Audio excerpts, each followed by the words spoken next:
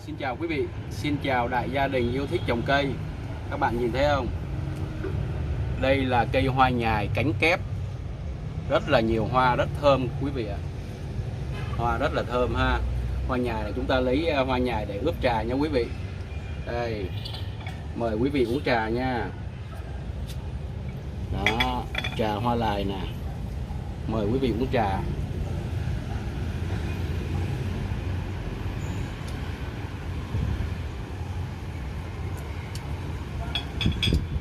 Thì như quý vị đã biết, cây hoa nhài là một cây rất là thân quen đối với người Việt của chúng ta. Ai cũng biết hoa nhài nó có nhiều loại. Hoa nhài cánh kép và hoa nhài cánh đơn. Thường thì hoa nhài cánh kép thì là nó đẹp hơn và nó rất là thơm. Đó, do đó ngày hôm nay mình sẽ chia sẻ cho các quý vị anh chị. Sẽ chia sẻ cho quý vị cái cách chăm sóc cái cây hoa nhài sau khi chúng ta sử dụng hết hoa nha quý vị.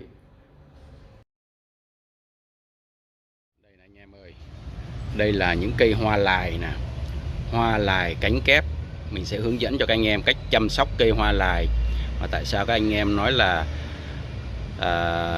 hoa lài trồng cả năm trời mà không ra bông?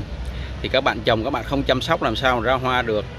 Đó, cây hoa lài là cây rất là dễ dàng chăm sóc và ra hoa liên tục. Một lứa hoa của nó là trong vòng chưa được 1 tháng đã có một lứa hoa. Bây giờ cây của mình nó đã tàn rồi nha. Bây giờ mình cắt tỉa hết những cái hoa nào còn sử dụng được thì mình lấy để mình ướp trà.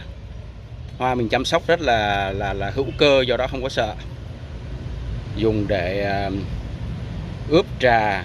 Đó, ngắm nghía cũng rất là đẹp luôn anh em. Rồi bây giờ mình sẽ cắt tỉa nha anh em nha.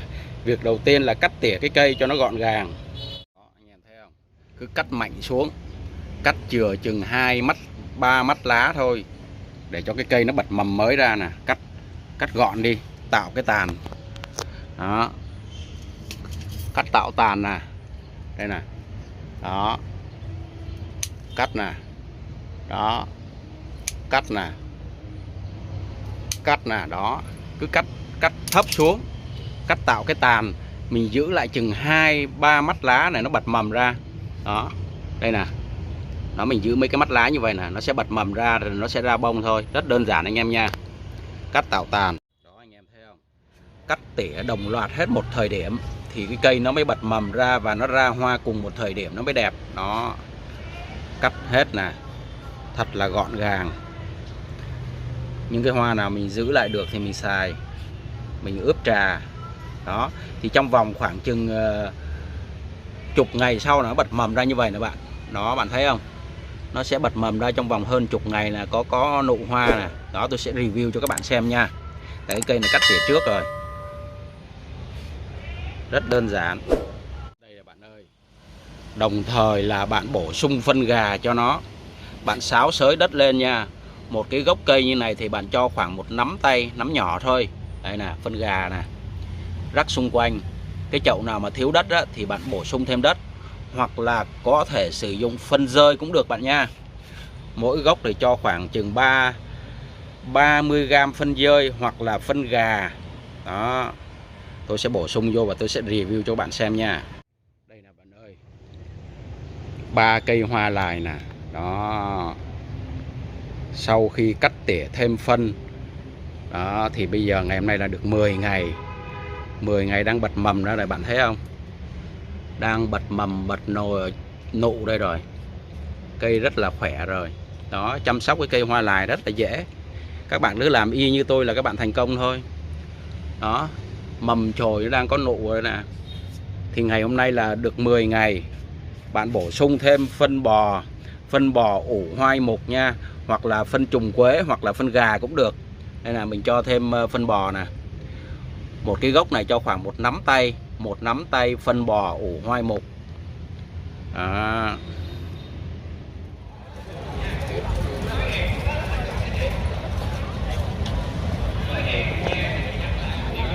Này nè bạn ơi, sau 18 ngày chăm sóc bắt đầu đang nụ hoa rất là nhiều rồi. Có cây đã đang nở hoa rồi. Sau 18 ngày nè bạn. Đó, đang rất là nhiều nụ hoa. Chăm sóc cái cây hoa lài là rất là dễ nha bạn. Quá dễ luôn đó. Các bạn cứ làm y như tôi nha. Bây giờ sau 18 ngày bạn cho nó thêm một chút xíu một chút xíu phân bò hoặc phân trùng quế là cũng được, phân bò hoặc phân trùng quế hoặc phân rơi rải thêm vô gốc nó, thì trong vòng khoảng chừng 2-3 ngày nữa nó nở hoa rất đẹp. Tôi review tiếp cho các bạn xem nha. Đó. Sau 18 ngày cây đang nụ rất là nhiều, rất khỏe mạnh luôn. Chăm sóc cây hoa lài này phải nói là quá dễ. Đang rất là nhiều chồi hoa nụ sau 22 ngày là bạn thấy không? Cây nó phát triển rất là nhanh, bạn thấy không? Vài hôm nữa nở bung ra, bây giờ nó nở bung ra tôi sẽ review tiếp cho bạn xem này. Sau 22 ngày nè, đó. Chăm sóc rất là đơn giản, dễ dàng nha bạn. 22 ngày. Cây quá trời nụ luôn, nụ nhiều lắm.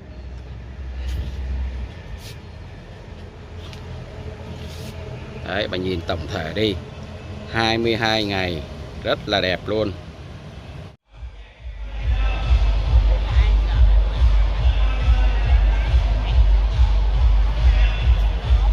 Đây là bạn ơi. Đó, sau 24 ngày nè. Trời ơi, hoa nó thơm gì đâu luôn. Nó nở rất nhanh nha bạn nha. Nhưng mà nó nở còn lai rai, nở từ từ. Này chơi được trong vòng còn tuần lễ đó. Quá trời đẹp luôn, thơm quá trời thơm. Thơm ơi là thơm luôn nha bạn. Đó, ôi dồi ôi, nó đẹp gì đâu.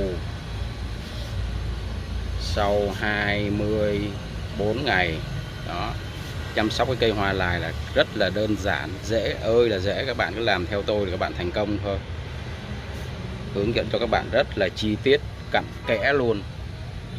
Rồi các bạn nào mà lấy hoa lài này ướp trà cũng được, hoặc là cắt mình cúng trên bàn thờ nó cũng thơm lắm, rất là thơm. Hoặc là bạn trồng những cái chậu nho nhỏ đó, xong bạn để ở chỗ ban công, hay là lúc nào mà nở hoa bạn để gần chỗ bàn thờ đó, rất là tuyệt vời. Tuyệt vời, quá trời tuyệt vời luôn.